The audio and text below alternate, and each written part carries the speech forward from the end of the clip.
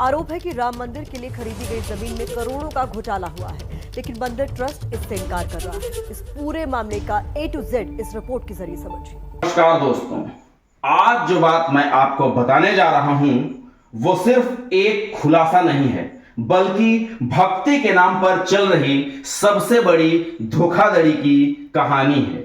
हाँ, वो पार्टी जो खुद को प्रभु श्री राम का सबसे बड़ा भक्त बताती है, वही पार्टी राम मंदिर की प्राण प्रतिष्ठा में भी घोटाला कर बैठी।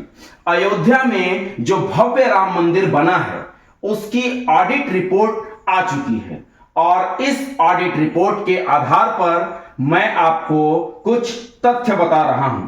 अगर किसी भी व्यक्ति को इस रिपोर्ट के तथ्यों पर भ्रामक जानकारी लगे तो कृपया कमेंट में जरूर बताइए।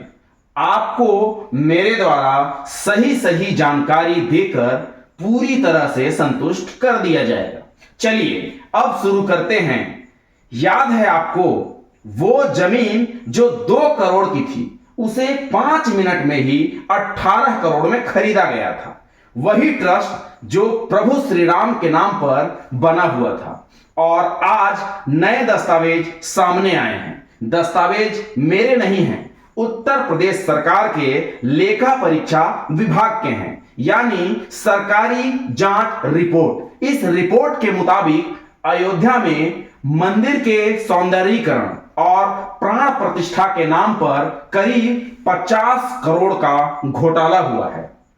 जी, ऑडिट रिपोर्ट बताती है कि 4305 कामों में गड़बड़ी पाई गई, लेकिन जवाब मिला सिर्फ 102 मामलों में। बाकी सब फाइलों में गायब कर दी गई। अब जरा सोचिए, यह घोटाला कहां कहां हुआ।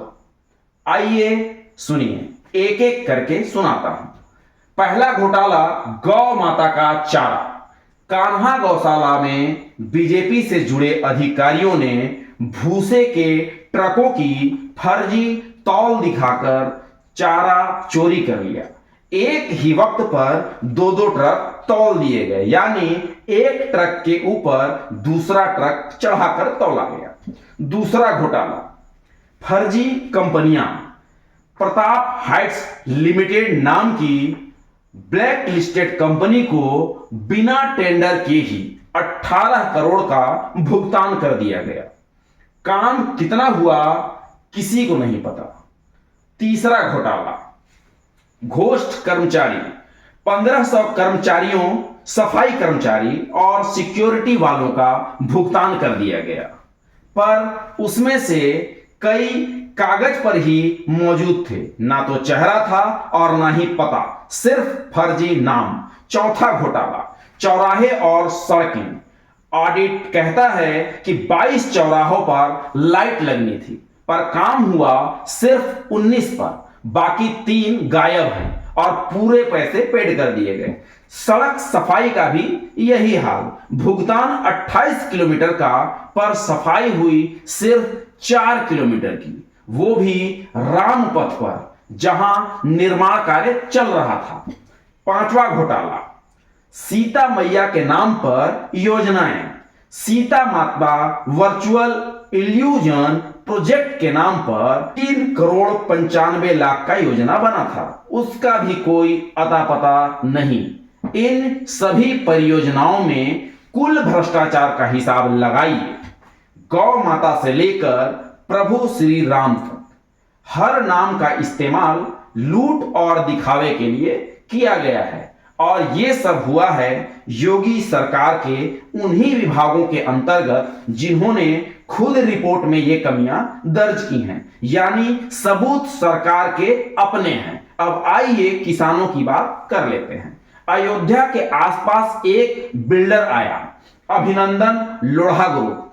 किसानों से जमीन खरीदी 5 लाख प्रति बिस्वा, और वही जमीन अब बेच रहा है 1 करोड़ 77 लाख प्रति बिस्वा में। सोचिए, जिस जमीन पर प्रभु श्री राम का नाम लेकर विकास का वादा किया गया, वही जमीन गरीब किसान से छीन ली गई और अरबों का मुनाफा कमाया गया। तो सवाल यह है, क्या जो लोग प्रभु श्री राम के नहीं हुए वो जनता के हो सकते हैं? क्या जो गौ माता का चारा तक खा गए उनसे आस्था की उम्मीद की जा सकती है? दोस्तों, इस रिपोर्ट ने साबित कर दिया है कि राम का नाम लेने वाले असल में राम के नाम पर धंधा कर रहे हैं।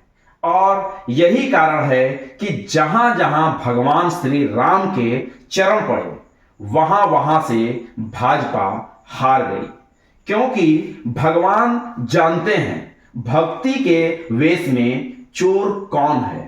राम के नाम पर अगर चोरी होगी तो जनता ही सबसे बड़ा न्याय करेगी। भक्ति पर विश्वास रखिए, लेकिन अंधभक्ति में कभी मत डूबिए। इस वीडियो में इतना ही। बहुत बहुत धन्यवाद।